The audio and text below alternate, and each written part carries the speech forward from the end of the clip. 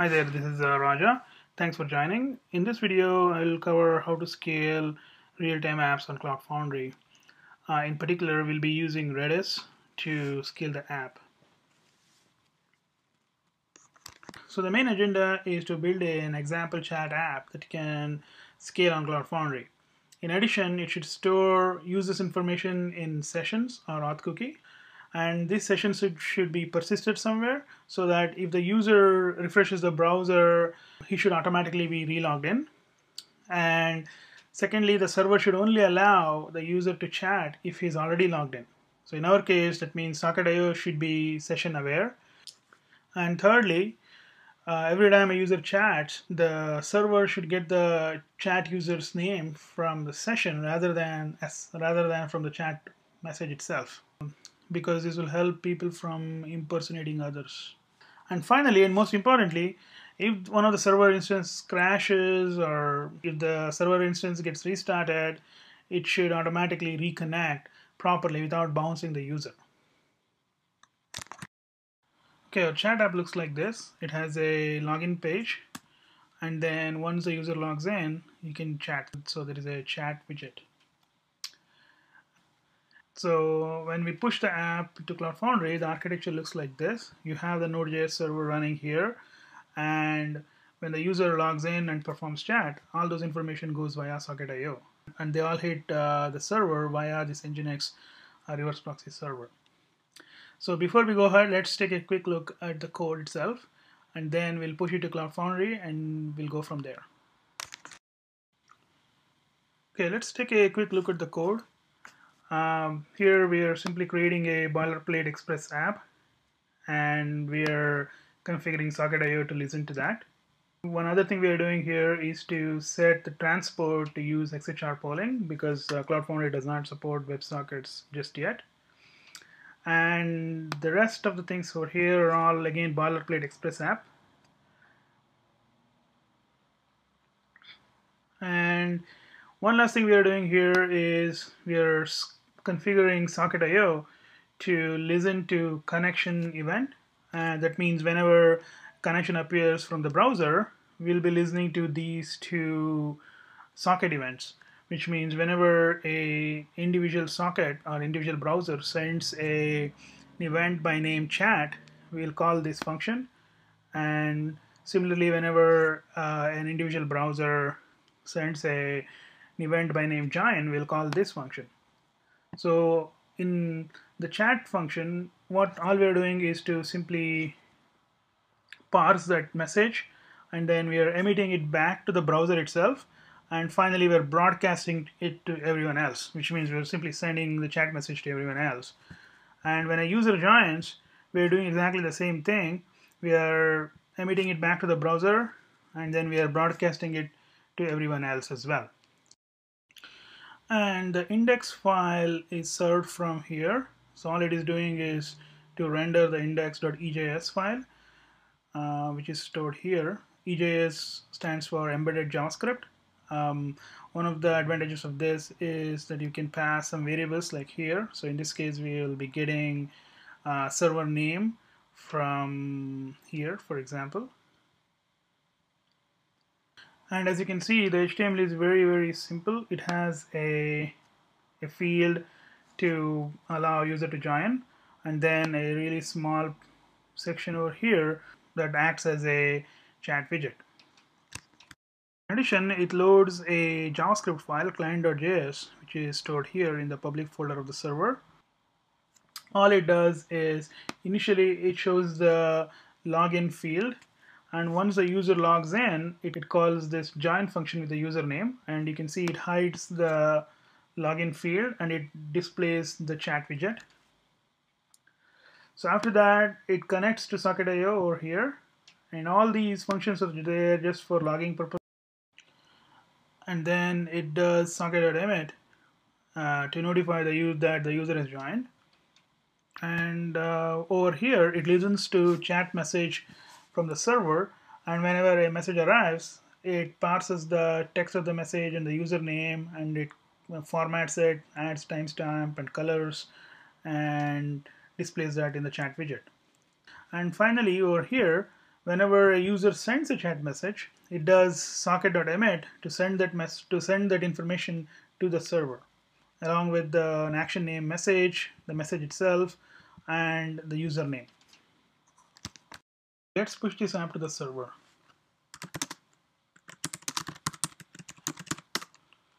I gave a name, Redis pops up, although it currently doesn't use Redis just yet. I'm going to use one instance, Node.js framework, Node 0.8 version, 64 MB, and this URL is okay by me. Create any services? No.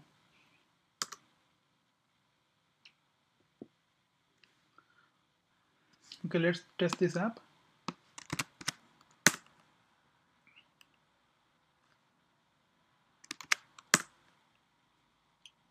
Okay. User 2. All right, looks like everything is working. So now let's scale this app.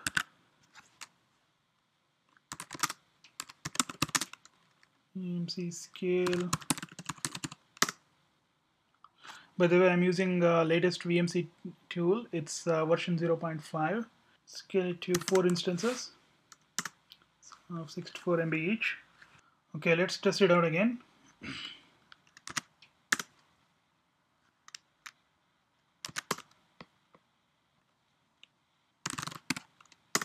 User 1 is joined, user 2 is joined. So notice that the servers are different and their ports are also different. Notice that now if I send any message, they're not necessarily going through. So let's go and then see what's happening.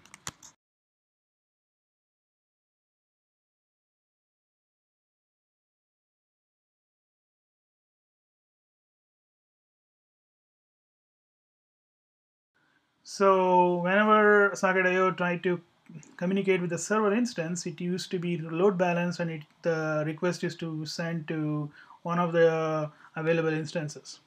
And that doesn't work for Socket.io.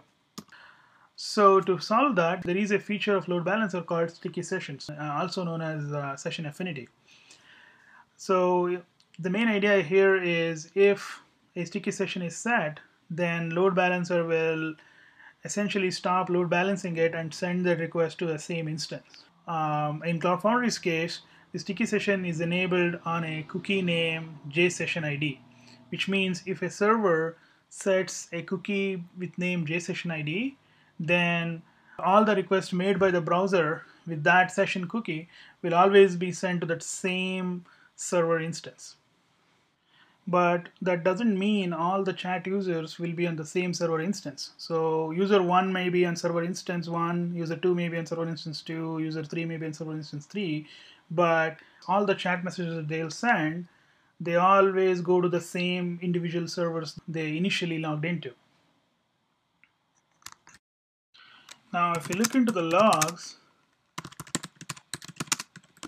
so PMC logs, app name, --all, --all means show me logs for all instances. So you can see that it is throwing client not handshaken, client should reconnect errors continuously. Let's add sticky session to fix that error. To do that, it's rather simple. Simply say key equals session ID and pass that to sessions middleware of Express app. The app again.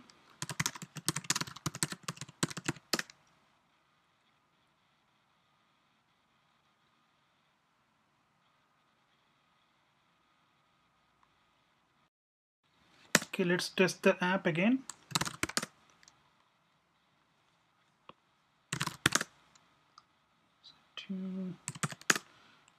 So you can see the chat message is still not working. That's because Socket.io only works on a single instance. But let's also make sure that we are not getting any errors.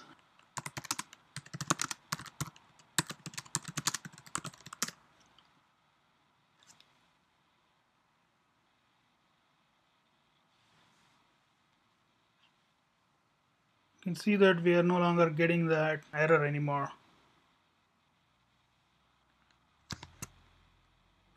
Let's go ahead and add Redis as pub sub service. Okay, I have updated the code to use Redis. First of all, I'm loading the Redis Node.js module, and I'm loading the Redis over here. And I'm creating a publisher and a subscriber by calling redis.createClient, and I'm subscribing the subscriber to a channel named chat. And within Socket.io's connection, I am listening to any event by name chat, and I'm publishing that chat message to all the subscribers using Redis. And I'm doing the same thing whenever a user joins. I'm simply notifying that the user has joined the channel to all the subscribers. And lastly, I have a subscriber here that listens to all the messages that comes in, and it simply sends it back to the browser.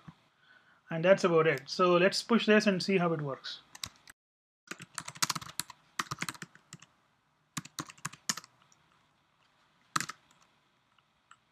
So here we need to select yes because we want to bind to Redis. So I want to bind to Redis 2.6, which is number 6. Just the name of the service. We don't need to bind to anything else. Okay, let's test it.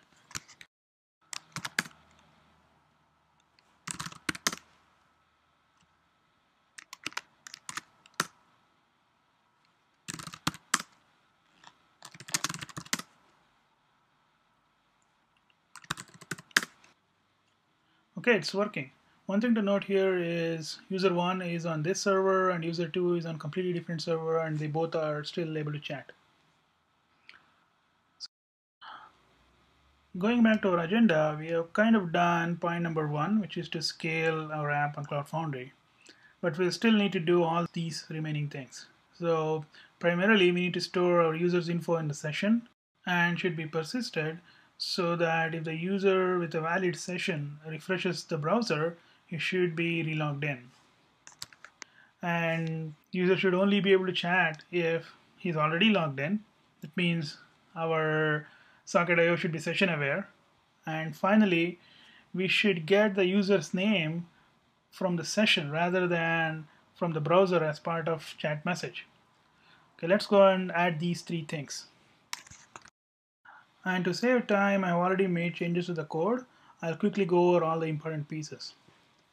So the first change I have made is to send users information via HTTP post to /user endpoint rather than sending that information via Socket.io.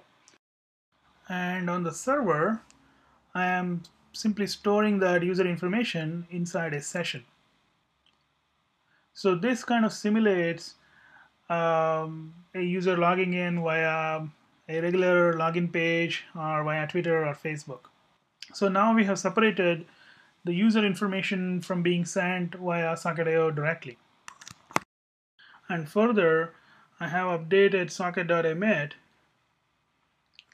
to no longer send the username as part of the message, also when the user joins, and depend on server to attach username for all these notifications. And going back to the server, now this user information is stored in Express sessions, but we somehow need to get this user information to Socket.io. So for that, we are going to use a library called session sockets. This is just a helper library that grabs a session from Express and gives it to Socket.io. When the browser connects, we get the user information in the session right here, and we can grab the user from within the session, send it along with the chat message or during join notification like here. And one last thing we'll do is if the user is not set in the session, that means the user is not logged in, so we won't allow him to connect and hence not allow him to send any messages. So far we are storing the user information in the session, we are grabbing it into Socket.io over here, and then we are using that information to identify the user when the messages are sent across, and we are also using that information to know that if the user is actually logged in or not. But we still haven't persisted this session. So this session itself is stored by default in memory in a store called memory store. That means if the server restarts, all this information will be gone and the user will be bounced back. So to avoid that, let's store this session in Redis. To do that, first thing we'll do is to add a new module called Connect Redis, and this module allows us to store session information in Redis. To do that, we just need to make few configuration. So first we'll load the Connect Redis module and we'll pass the Express app to it, and we'll create a Redis client. This is the one that actually talks to Redis, and we'll pass that to Redis store and create a session store object. And once we get the session store object, we will pass that session store to session middleware and say to Express that, going forward, store all the cookies and sessions inside this session store, which happens to be a Redis session store. And the last change I've made here is to pass the username so that we can show the username in our HTML page, like here, right here. Okay, let's push the app and see how it works.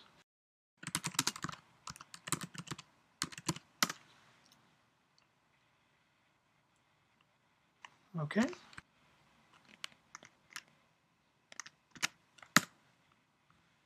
Okay, user 1.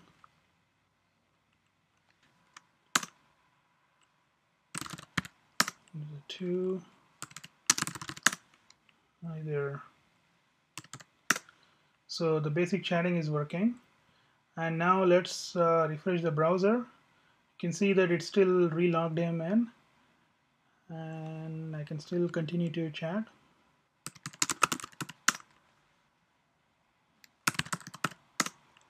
And another thing to note here is that the server and the port are all remaining exactly the same. That's because of the sticky sessions. And at this point, our server architecture looks like this. So we have multiple servers running. We have sticky sessions enabled. We are getting the user information from Express sessions to Socket.io. And we're using Redis as both session store and PubSub. And going back to our agenda, we have covered all these points, and we need to cover this last point and make our app more resilient to server restarts and server crashes. And now let's restart the server and see what happens.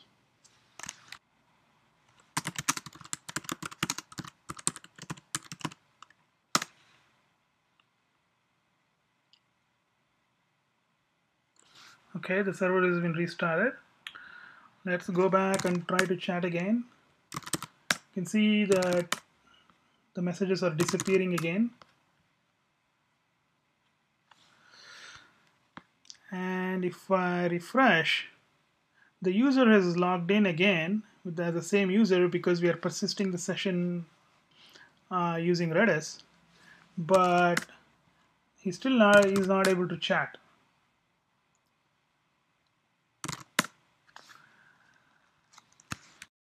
Now, if you look at the logs again, you can see that it is again throwing the same error: client not handshaken, client should reconnect many times.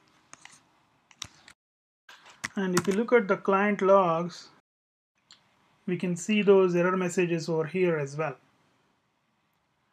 So the reason this is happening is because once the server restarted, they are all restarted as if they are brand new server instances. And also the JSession ID, the sticky session that we said earlier, is no longer valid.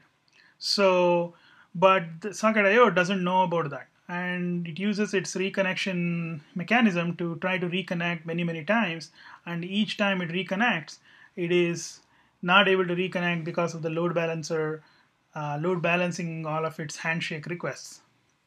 So to fix that, we need to do some trick. Okay, here is the final code to make it survive the server restart. So first thing what we do is we will disable Socket.io's default reconnect mechanism, and then we will build our own reconnect function.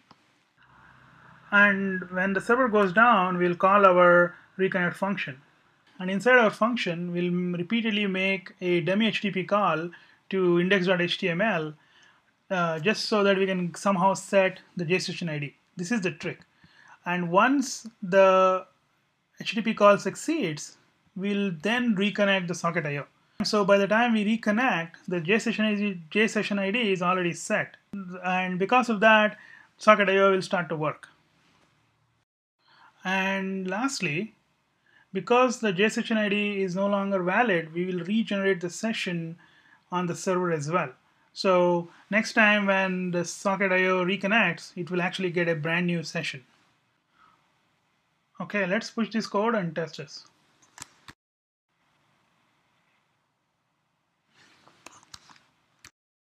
Okay, I've already pushed the code.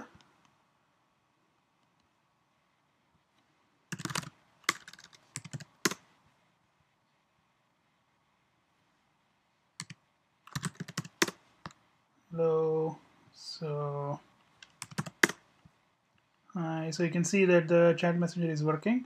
So now let's restart the server and see the logs over here.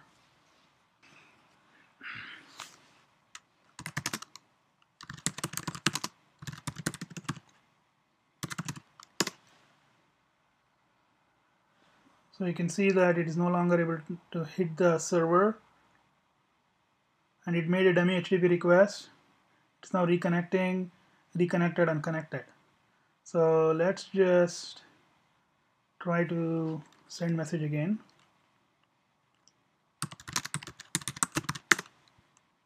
Message.